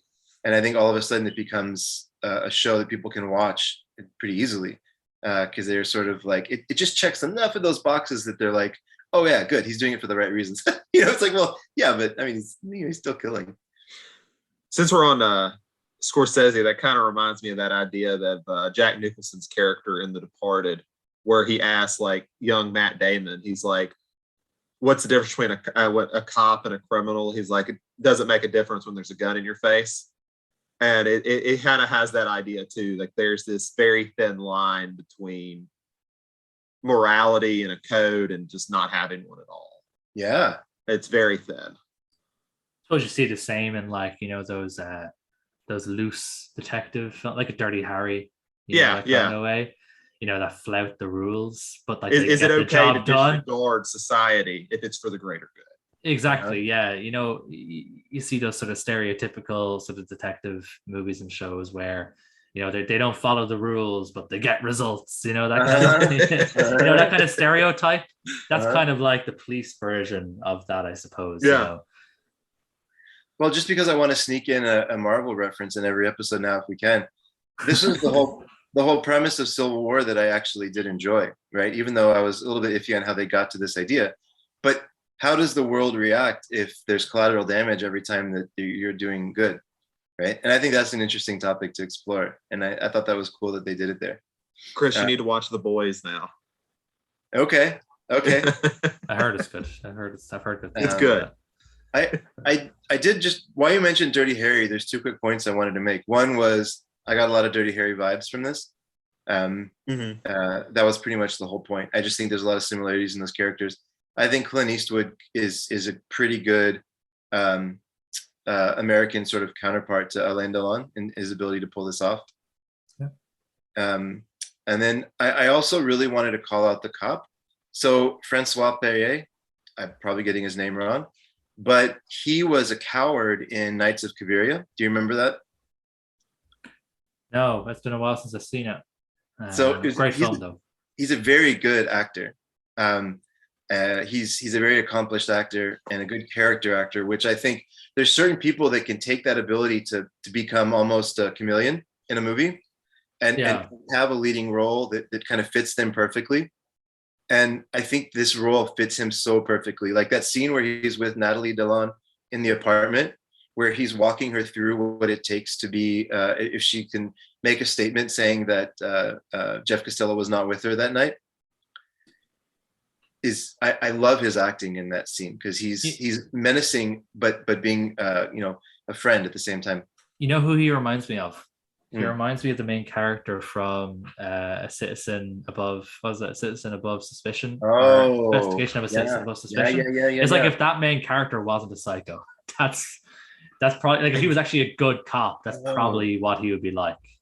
And if we want to connect it back to Clint Eastwood, he was in 2 of the Dollar Trilogy movies. Well, there we go. He's the villain in 2 of those. All cinematic roads. I used to think all cinematic roads led back to Renoir, but in fact, they all lead back to Clint Eastwood. Okay. They really do. I'm just saying, Harry Callahan would have got results faster than this cop did. That's funny. Yeah, the guy his name was John Maria Valente, I believe. I'm just looking him up. I didn't know. That's the guy from Investigation of a Citizen. And he was also really big into Italian cinema. So it's almost like, you know, the link. You what? I was like, they should have taken Adam's advice, got Ennio Morricone to do the soundtrack for this. I know. Yeah, That's probably why. That's probably why they probably wanted him, and then they couldn't get him, so they said to the guy, "Just make a Morricone sounding soundtrack." Listen to some Giallo films and make it sound. Yeah. No, this guy was. I just wanted to look this up really quick because I thought this was right. He's also in the guy from Investigation of a Citizen was in A Fistful of Dollars and a Few Dollars More. So Yeah. there's a tie there in a lot of different ways. Yeah. Anyways, we're talking about the summary. Yeah. Did you want to talk about the soundtrack at all? Because then I think that's. I just think it's really cool. It reminds me of Morricone's one from What Have You Done to Solange? Reminds me of that one a bit. But yeah, it's a cool soundtrack. I really liked it, and I was surprised when I didn't recognize the name of the person who did it. Pretty much all I have to say about it. It was a little bit not what you would expect from a crime film, I think, right? But in a way that worked really well. One thing you were mentioning the technology earlier, and one part I was going to laugh if this is what it was. The part where they're putting the bug up, and at first he puts the big one up, and I'm like, "There's no way he doesn't see that." And I just thought, I was like, "Was that the size of a bug in 1967?" Yeah. Luckily, he put the little small one up. I'm like, "Okay, he might not see that one." Uh-huh. But good on that bird. That's the most loyal bird I've ever seen. Wait, is that the connection to Ghost Dog? Yes. Yeah, I just realized that. That makes sense now. Yeah, Well, that makes sense. because we had just seen Ghost Dog, I was like, "Are they going to kill that bird?" Yeah, luckily he was just warning him, like, "Hey, by the way, some people were here." Yeah. But the bird was intelligent, right? Like he was pointing, Yeah. he pointed him like directly to where things were the whole time. He was like communicating with him. There's a weird connection. I don't know if Melville thought of this. I just thought it was interesting that they both, the bird and him, felt like these cage type characters. Like, obviously the bird doesn't get a choice. Ooh. He's choosing to be so isolated, but they have this relationship of basically he keeps the bird alive and the bird helps him stay alive as well. Like it's like this symbiotic relationship they have, which I just thought was kind of interesting because the bird's only in like 3 scenes, and I'm sure he annoyed the piss out of that cop who had to listen to that recording of just that bird chirping around for hours. Yeah. Dude, that word caged is really interesting because I mean, if you think about it from one perspective, Jeff Costello doesn't really have freedom, right? Even though he works well within that system, but he doesn't have the freedom that he really thinks he does. And it's a choice too. Like, I think part of the reason he's so isolated is because he chooses to have this code where if he would just, cave in and he could do what these, criminals are doing who actually do live this sort of free life of it doesn't matter who gets hurt because you get money out of it and you can live however you want to live. But he doesn't believe that. Like, that's not his belief system. Like, and I don't know if we're going to talk about the end. I'm debating if we should, but I think that's a good summation of his character and all that of, that idea of honor towards the end. I would like to talk about the end if it's okay, if we need to do a spoiler warning, but I thought the ending, it changed my perception of the film. So I wanted to see y'all's opinion on that. Yeah, I'm cool with talking about the end. We can put a warning, right? Yeah. Spoiler warning, ending coming. Yeah, that'll work. So, okay. Who got Gran Torino vibes from the ending? Yeah. We're leading it back to Back to Eastwood. Clint Eastwood. Back to Clint Eastwood. All right. All cinematic roads lead back to Clint Eastwood. He's like 100 years old. I guess it makes sense. Yeah. But no, one thing, and I'll kind of I'm very curious of what you're going with, Chris. But one thing, in high school, we had to read this short story. It was a Japanese one called Patriotism. And the whole point of that one is to go over the ritualistic suicide. I'm not going to try to say the actual word for the ritualistic suicide in Japan. I know it starts with an S. I can't say it. Seppuku. Yeah, that's it. But the idea behind the thing is basically the man is left in a no-win. He's a high general in the military, but his brother is the leader of the rebels that Japan is fighting at the time. And he's ordered to kill his brother. No decision he makes is honorable. He can't kill his brother. It'd be dishonorable. He can't go against his military. That would also be dishonorable. So the only honorable choice he feels he has is to kill himself in this sense. So the whole short story is going over the long ass ritual of this. Like it's a whole day sort of thing when he makes this choice with his wife. And I really feel it fits the end of this too, because he kind of is left in the same sort of thing. Like, yeah, he's been ordered to do this job, but he also doesn't want to kill someone who pretty much saved his life. Like, there is not an honorable choice here because he's accepted the money. He's told him he would do this. He gave his word on that. But to do that would be to kill someone who did sort of save him in a sense from the police.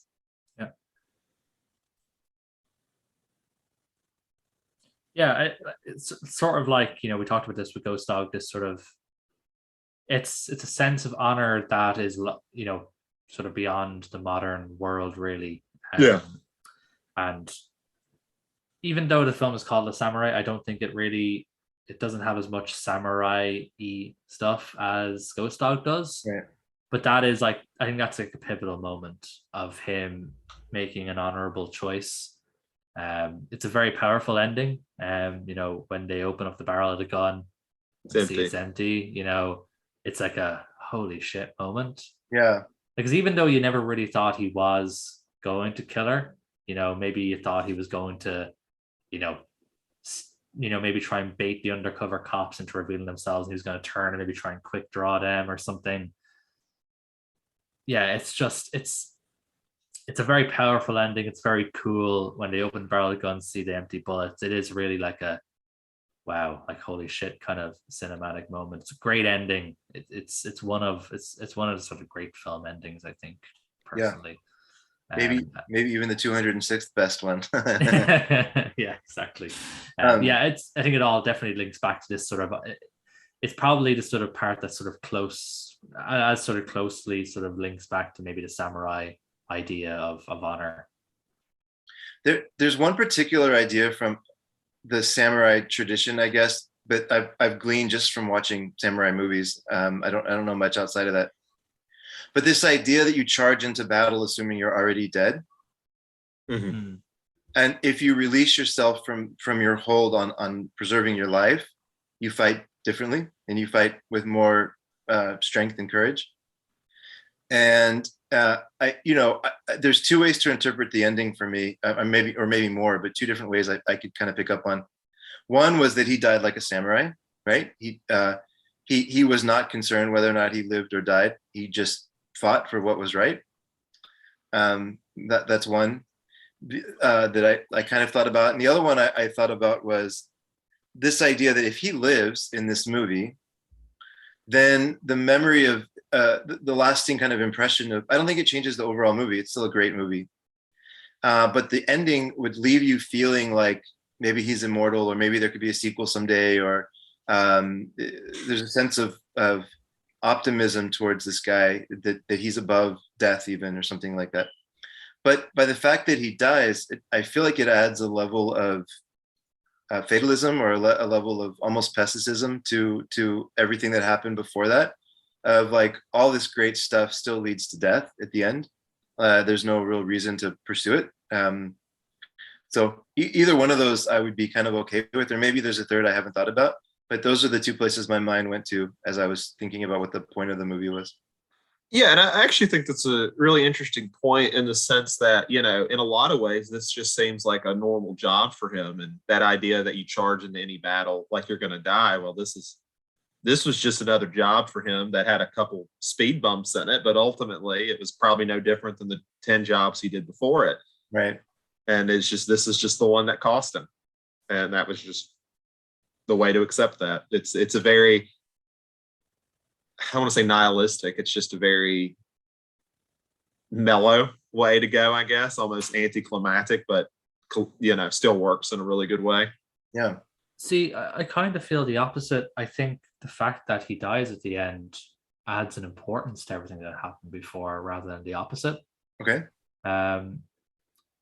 You know, he chose to, like, he didn't have to do this. You know, he chose to die for this cause, to save this woman who had previously saved him. He felt that was important, that there was an honor sort of associated with this. She had already saved him. It was his turn to save her. This was the only way he could do it, and I'm okay with this. I think if we look at everything leading up to that as unimportant in the grand scheme because he just died anyway, I think that actually takes away from the power of the death, because the reason he died is because of what's happened beforehand. That idea that if she had said, no, wait, he is the guy, when the policeman asked her straight, if she had said no, or even if she had said, I think it might be him, rather than her going, no, that's not him, this would have played out completely differently. She saved his life. This was the only way he could save hers, and I think they're just as important as one another. And I can compare this to another film, but it means spoiling another film, if I'm allowed to do that. We're in the spoiler section. Okay. Every movie is up for spoilers, guys. Sorry. So I am curious, what movie is it? This is what really, there's a few things that annoy me about Drive. But the thing that annoys me the most about Drive is the fact that the driver walks away, even though he appears to die. The last thing we see is him go. It's just Ryan Gosling for like a minute, just going. And then he goes, okay, I'm just going to drive away now. And you're just kind of like, like, is this dude like Michael Myers or something? He just got stabbed like pretty badly. Is this Jason Voorhees or something we're looking at here? And I just felt like it took away from the weight of the ending. Mm-hmm. And so like the opposite of The Samurai, because I found that ending incredibly powerful. Whereas the ending of Drive, I kind of go, oh, what's the point? This dude can just get stabbed or whatever, and it doesn't matter. Who cares? So obviously Drive is very much, as we mentioned, is definitely inspired by The Samurai. But I feel like Drive gets its ending wrong and should have stuck with how if it was taking influence from The Samurai, they should have stuck with a similar ending. Because I found it to be very powerful because of the weight associated with everything that happened before. I understand where you're coming from. Like, why would he do this? This is like probably one job out of a dozen he's already done. What's the big deal here? What's the big difference? But we can't really judge it on that because we don't know how many jobs he's done. This could be his first job. We don't know that. We're not given context for. I don't recall a moment where they talked about how many jobs he's done before. No, it's true.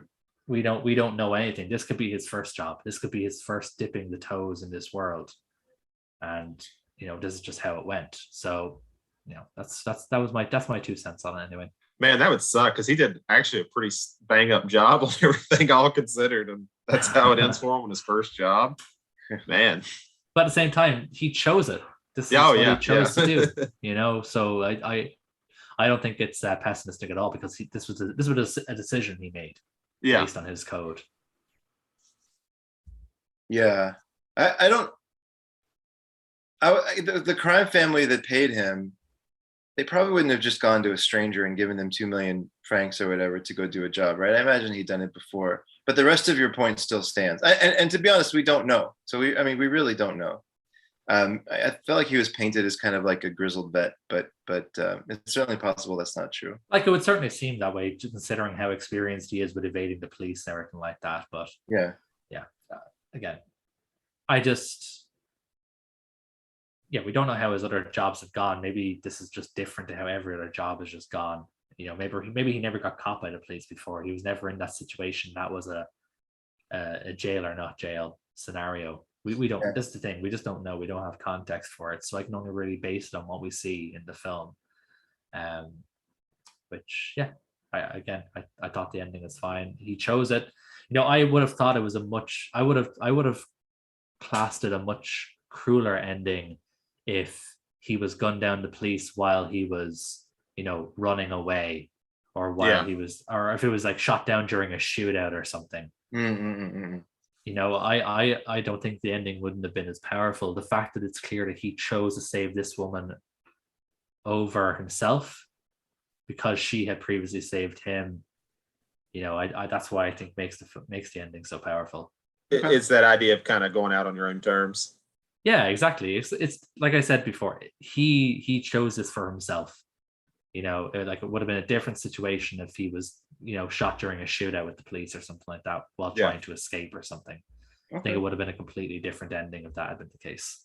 But he chose this. He knew what was going to happen when he whipped out the gun. He's already shown that he can tell who are undercover cops and who are not. He walked in there knowing what was going to happen.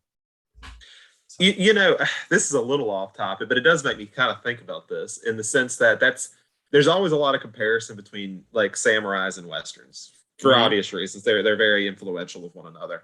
Mm-hmm. But the way the hero, in a lot of terms, at least in spaghetti westerns, is kind of different. Like their job is self-preservation. It's a very anti-hero kind of thing. Like, sure, they're doing a lot of the same sort of things. They may have that code, but at the end of the day, it's not like the man with no name really wants to sit here and die. He's not going to die for a cause. Right. He'll do everything he can to live and fulfill that cause. Where samurai is kind of different, where you're, like Chris was talking about, you're going into something with the assumption you're not going to make it. And that's, I don't know, I just find that kind of fascinating because of how much they're compared to one another. And they kind of have a lot of overlap. So we're coming towards the end of this week's episode. As everyone knows, if you're regular listeners, we always close off with any other business. So just a chance for us to talk about something that we've seen recently that we want to give a shout out to. It doesn't have to be on the Criterion channel or anything like that. Just something that we saw that we want to sort of talk about and mention briefly. I'm going to jump in because I was out sick from work a couple of weeks ago. So I was just looking for a bunch of easy stuff to watch. And if you've listened to our hot takes episode, one of my hot takes was me taking a giant shit on the Friday the 13th franchise.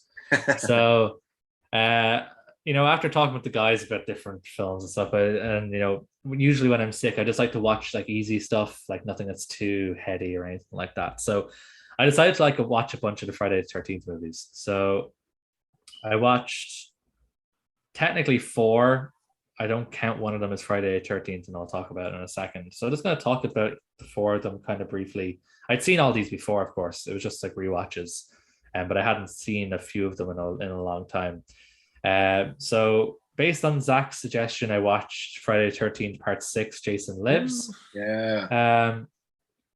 I get what you mean. I remember hating this film when I first watched it because of how fucking goofy it is. But obviously, watching it with fresh eyes based on what you're talking about with sort of postmodern aspect and the idea of being very self-aware, then I got a lot more enjoyment out of it this time. I still don't think it's like great or anything like that, but I certainly understood your viewpoint more after speaking to you about it. It allowed me to go in with a fresh view, and the film's really funny. I suppose maybe it's the best thing I can say about it. Maybe that's not what you want to hear when talking about a slasher movie. It's a really funny film. There's that scene where he pushes the guy's head into the tree and it makes a smiley face. Exactly. I think it's very much so. See, when I watched that when I was 16, I thought that's the dumbest thing I've ever seen in my fucking life. So I'll tell you how long it's been since I've seen these movies. I haven't really watched them through since I was a teenager, because I thought they were just dumb as hell. But yeah, I get what you mean with this film. There's a lot of tongue-in-cheek moments, and it does sort of add an extra layer of enjoyment.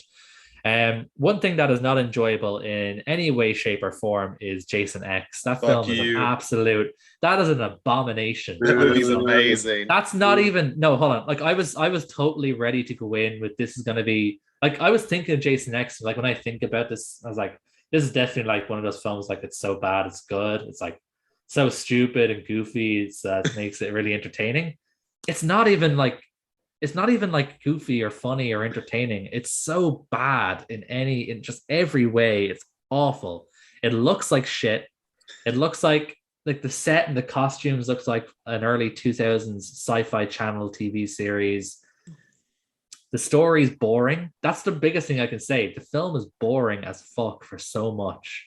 But it has the best kill of the series. It does. It has the best kill in slasher history. It does. Between that and Uber Jason, the whole rest, everything that happens in between is just shit and boring. And there's nothing good about it, nothing salvageable at all. So I'm going to swiftly move on from Jason X. That film is an abomination. So the other film I watched, which I do really like, but I don't actually count it as a Friday the 13th movie because it just doesn't have the vibe, and it's Freddy versus Jason. That one is much more a case of this is like Nightmare on Elm Street part whatever. Freddy gets a bodyguard. That's Yeah. like that's what it is definitely much more a nightmare film than it is a Friday the 13th film. But I really love Freddy versus Jason. It's just perfect early 2000s schlocky slasher fun. It's really fun film. I've always liked it. I've seen it a bunch of times. It's one of those films I just watch every now and every couple of years, just because it's just fun. It's just the best way to put it. Really, it's yeah. One You of wanna say my something? favorite parts of Freddy versus Jason is that wide shot of him going through the cornfield on fire. Like Yeah, I think that's just such a cool shot. Like Ronnie Yu is just kind of cool to have in American slasher movies there for a couple of years.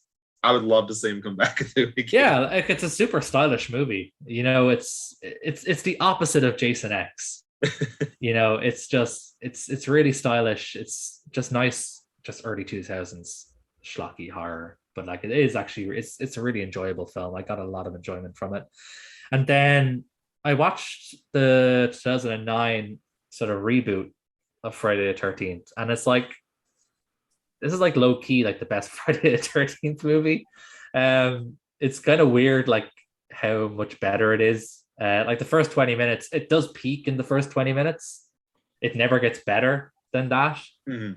But like it's like super solid throughout. Like the story doesn't really make much sense at all. Like this rich douchebag's family has a house on Crystal Lake, but yet Jason's never walked up there before. Am I just supposed to suspend my disbelief there?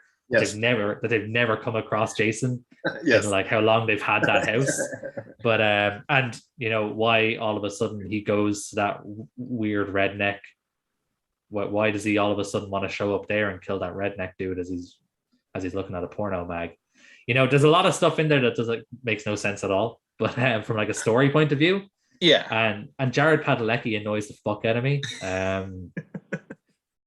I'm really glad that they've stopped trying to make him a thing. After Supernatural got big, they like really wanted Jared Padalecki to be a thing, and he was like showing up in horror movies all the time. And I'm glad that they've stopped that, because he annoys me. But finally, before I stop, they did Danielle Panabaker so dirty in this movie. They did her so they done her character so I had to think about dirty. it. Yeah. That character who gets taken in the first 20 minutes, I could not give a fucking shit about Jared Padalecki's sister. Danielle Panabaker should have been the final girl, and that's where I'll end Friday the 13th, 2009. I do want to note just on the Friday the 13th remake, Marcus Nespel did that movie, and he also did the Texas Chainsaw Massacre remake.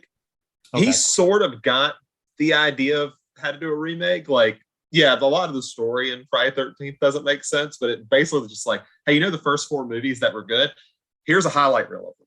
Yeah. And we'll do our own thing. And it's like, basically, it doesn't have to make sense. It's a Friday the 13th movie. yeah, that's fair. But The kills are vicious. Doesn't it have a human in a bag over a fire getting slow cooked in the first 20 minutes? that's the first 20 dude, it's minutes. cool. Yeah. It's awesome. The first 20 It's minutes just- are pretty brutal. I don't think the kills aren't as vicious for the rest of it. They're all just kind of standard. Jason hits him with something. I want to see Nispel do a unique or like his own movie because he creates atmosphere as good as anybody. Yeah, like he was smart. Like I think he insisted on Texas Chainsaw Massacre to bring back the old cinematographer, and it's like, yeah, he knew that was a big part of what made Texas Chainsaw it successful was its cinematography and atmosphere, and he did a cool job with that. Just one last thing on 2009 before we move on. Was one other stupid thing. Am I supposed to believe that Jason can hit someone between the eyes with a bow and arrow from like half a kilometer away while they're driving a boat? Of course. Yeah, Okay. he's the that's greatest archer that's ever lived. That's what I'm thinking. Like, get this dude in the Olympics. Like, he would get you gold, What do you think he does in between movies? Like he just has a lot of time to kill, right? Just like he Just like like a- sets up like little obstacle courses and like the only and like thing the that makes lake and sense. starts like, okay, I can make it. He's I just wanna an see- expert. I want to see the movie where he's on Twitch. He's like some expert gamer in between kills. What else is he gonna do? And ironically, he Twitch streams the Friday the 13th game, which I don't know. But he always plays the camp counselor for some reason. Yeah. He gets sick of the. It's like when why would you want to play a game that's your job? You know, you want to do the opposite. So cool. What have you seen, Zach? Yeah, go next, Zach. So with the Vinegar Syndrome course out there halfway to Black Friday thing, one of the things I got was Thriller: A Cruel Picture. So finally sat down and watched that yesterday. It's kind of always had this reputation as being like this really down and dirty rape revenge movie, kind of a la I Spit on Your Grave or Last House on the Left. It's a strangely really pretty movie. Like the way it's shot, it has like a lot of great use of color, and it's shot particularly really well. And so I decided to look up who the director was, whose name I'm not even trying to. He was a Swede who worked under Bergman for 2 films. And I was like, that might have something to do with it, because he only ever did like 3 movies, and he did 1.5 of them were pornos.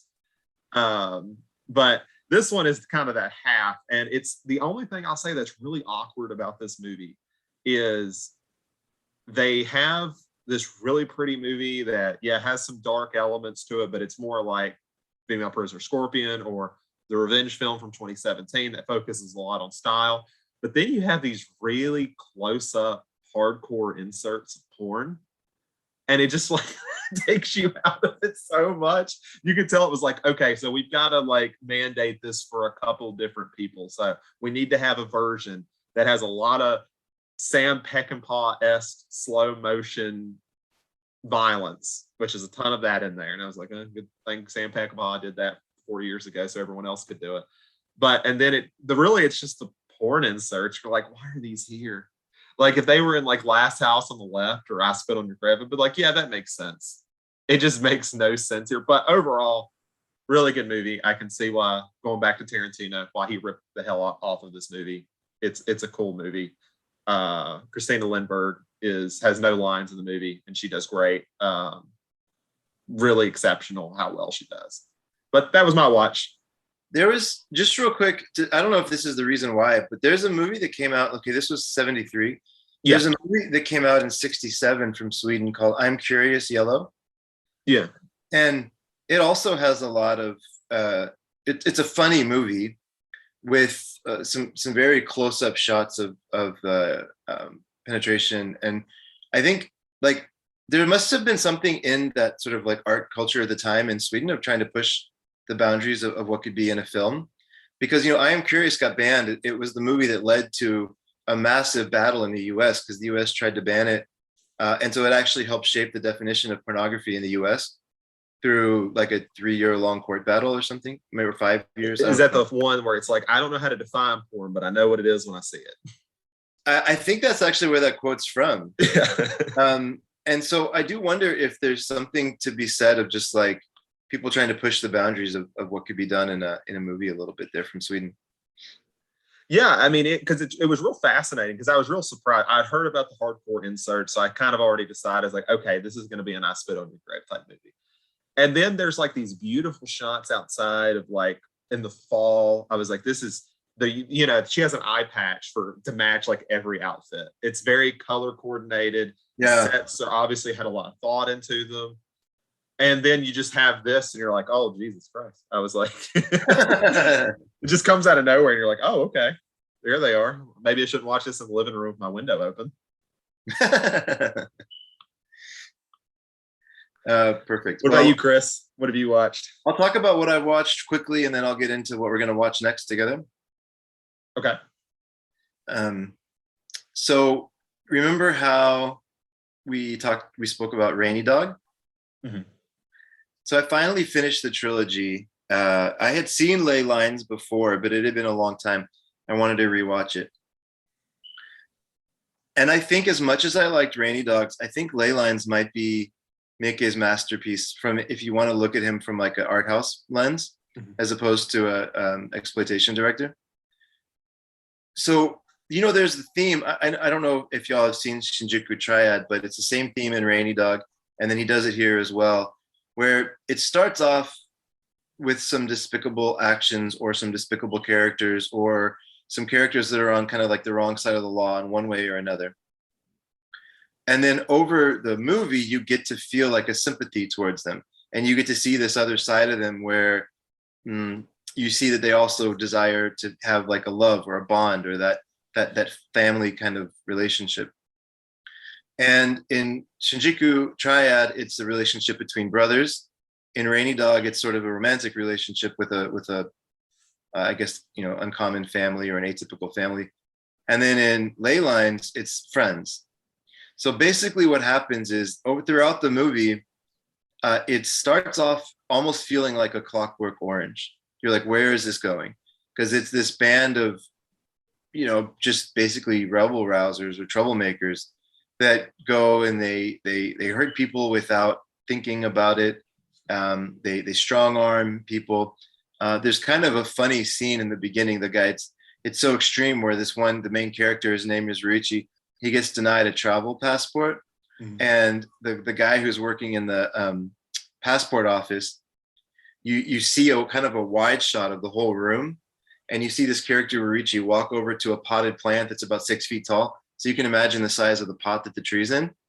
And he struggles and he picks up this pot and he walks over to the counter and he throws it at the guy's head. And it cuts right as the pot breaks over the guy's head. And you're like, well, that's an extreme reaction. So, and then the next scene, it cuts to his probation officer. He's like, what did you think that was going to accomplish? So there, I love, we've spoken about Del Toro, how he likes to highlight the monster and bring empathy to the monster. Mm-hmm. I actually think Miike does this as well. And I like the way that he does it. You know, this whole trilogy he calls the Black Society trilogy.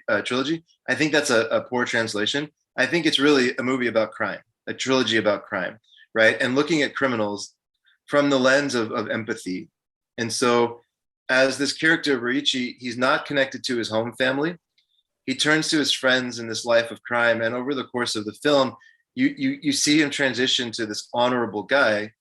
He still is a criminal, but you get to see where his loyalty lies and how deeply he cares for his friends. And so it creates like a more, a deeper kind of view into this guy's character. And it's not so much the sociopath, but you just see where his loyalties lie and you get to see him from a different perspective. So I really like the way that Miike does this. And of all the movies in this initial trilogy, I also think this one is probably the highest budget, I would imagine. And it looks the best. It looks very beautiful. He doesn't rely on rain and shadows as much as he does in some of the first two. I think for low budget directors, if you have rain, shadows, color, like filters, it kind of masks, I think, sometimes a lower budget or a lower quality of film or whatever. But here, I don't think he needs to do that. A lot more out in the open, and it's really quite a beautiful movie. Actually, I think it's one I would highly recommend.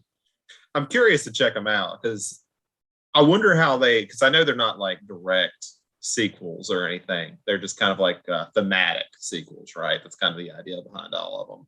Yeah. So I'd be kind of curious how they all kind of go together in that sense. I would love to talk about that with you if you see them. I mean, basically, it's all people that are of Japanese descent living in Taiwan. Mm-hmm. And it's different ways that impacts them. And then there's also a stress on kind of feeling like a fish out of water, feeling out of place, both culturally as well as with family. So, did Miike live in Taiwan or something? Is that him? I don't know. Because it seems like interesting for him to explore that 3 times. Definitely, yeah. To be so specific, right? Yeah. So there's that. We're gonna change course quite a bit here. So I feel like we've due to just our personal interest, you know, we've had a lot of genre films as our second choice, or French New Wave. One of the things we haven't done is go deep into sort of classical Japanese cinema. And so I thought that would be a fun episode. There's the Film Club film that we just got assigned, so I haven't seen it yet, is from a director that I have really no history in. Apparently, if you lived in Japan in the 50s, Kisuke Kinoshita was a name that you would know very well. Apparently, he was extremely popular at the box office and had a run of very successful films. And for whatever reason, was not as popular internationally. But one of his films just got assigned. It's called 24 Eyes. And so I thought that might be a nice way for me to finally see an Otsu film and use this podcast as an excuse to see an Otsu film as a pairing. So 24 Eyes was 1954. And the film I'd like to show in parallel with that, for us to discuss together, was just a few years before, from 1947. And it's called Record of a Tenement Gentleman.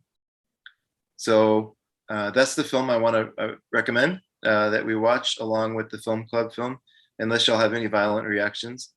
I mean, the only thing I had a violent reaction is, Jesus, that 24 Eyes is 2.5 hours.